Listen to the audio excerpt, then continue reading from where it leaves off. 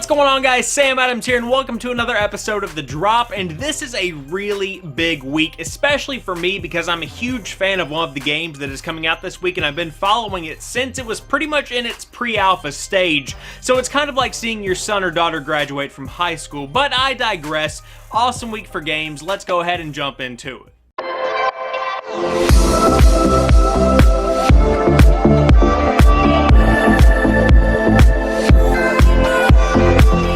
So first off, we have Lawbreakers, which is coming to the PlayStation 4 and the PC. Beat gravity into submission in Lawbreakers, an exhilarating new first-person shooter where even the laws of physics can be shattered, creating unprecedented gravity-based combat across a bloody rebuilt American landscape. So this is the game that I am really excited about because it has a lot of the elements that I am looking for within a first-person shooter. The first thing you need to know, this is an incredibly fast-paced game, especially because of the way gravity is used as a gameplay mechanic. You see, certain areas of the map are anti-gravity and certain areas of the map are full gravity, so depending on where you are going to be getting a completely different gameplay experience. And of course, there are different kinds of mobility perks that come with certain kinds of characters, so there is a lot going into speeding up and slowing down the course of gameplay, making for a jarring but really rewarding gameplay experience overall. I quite enjoy it. For those that haven't played any of the open betas, I want to try and kind of describe what Lawbreakers is,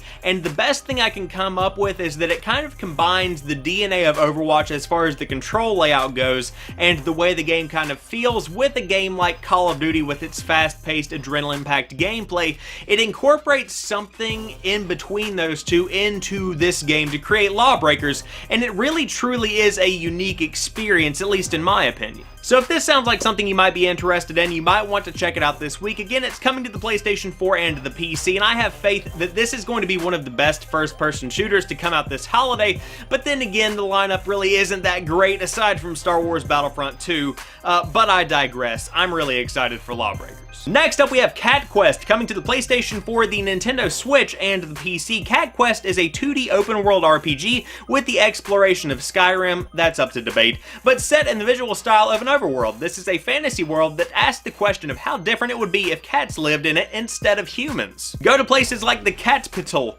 like Capital, but with cats, where the Lion King rules. I love this already. Or experience delicacies like the catnip pie. No thank you. Talk to the locals, some already on their 7th or 8th lives. What? Not all cats have 9 lives, you know. And go on a cat venture. Ha! Through a world you have never seen before. So the description of this game claims that it has the exploration system of Skyrim, and let's back up for a minute because you are really saying a mouthful with comparing Cat Quest to Skyrim. Now, I understand that it is set in an overworld. I understand that you are kind of roaming around, exploring, getting quests, that kind of thing. To compare this gameplay to Skyrim, a game that has been re-released time after time because it is so iconic people want to continue playing it year after year after year, you need to kind of check yourself, Cat Quest. I mean, really? I understand you're trying to get people's attention, throwing Skyrim in that description, but let's be clear here. There are very few similarities aside from the kind of game this actually is. So now that I've gotten that off my chest, this game is going to be right at home on the Nintendo Switch because it is a very simple kind of explorative RPG style game with all these cats being set in an overworld, so you don't necessarily have to have some kind of big graphically powered machine to play it. It is going to be perfectly fine. Perfectly fine. Perfectly fine. Ha! On the PlayStation 4, the Nintendo Switch, and the PC when it comes out this week. Will I be picking this one up? Absolutely not. Cat Quest does not look like anything I would be interested in, aside from the puns. Following that, we have Mega Man Legacy Collection 2 coming to the PlayStation 4, the Xbox One, and the PC. A compilation of 4 timeless adventures in one package. Mega Man Legacy Collection 2 features the most recent entries in the classic side-scrolling series. The collection also includes a museum jam-packed with history and production art, challenging remake stages for longtime fans, and first-timer friendly options like added armor and checkpoint saves for easy reload. Journey through the later entries in the series with these 4 titles. Mega Man 7 introduced mysterious rival Bass and his companion Treble, while Mega Man 8 featured the series' first impressively animated and fully voiced cutscenes. Mega Man 9 marked the series' return to its roots with 8-bit visuals, music, and gameplay, and Mega Man 10 retained these features and included 3 playable character options. So for those that are not familiar with the Legacy Collection games, let's go ahead and break them down a good bit. The first Mega Man Legacy Collection was actually pretty well received by by fans because it did incorporate all of the elements that made those iconic Mega Man games so famous and pretty much laid the foundation for the rest of the Mega Man games to come. And so instead of releasing the entire Mega Man franchise on one disc and just charging one understandably high price for it, they went ahead and broke it into two games with Mega Man Legacy Collection 1 and Mega Man Legacy Collection 2, which we are now seeing released, this week. Essentially, whenever it comes to recommending this game to you, that depends on if you are a Mega Man fan, and also if you are a first-timer into the franchise, it depends what end of the Mega Man spectrum you want to experience. If you want those origin games, then you should definitely get the first Mega Man Legacy Collection. If you want the latter games that kind of built off of what the first laid the foundation for, then you might want to check out Mega Man Legacy Collection 2.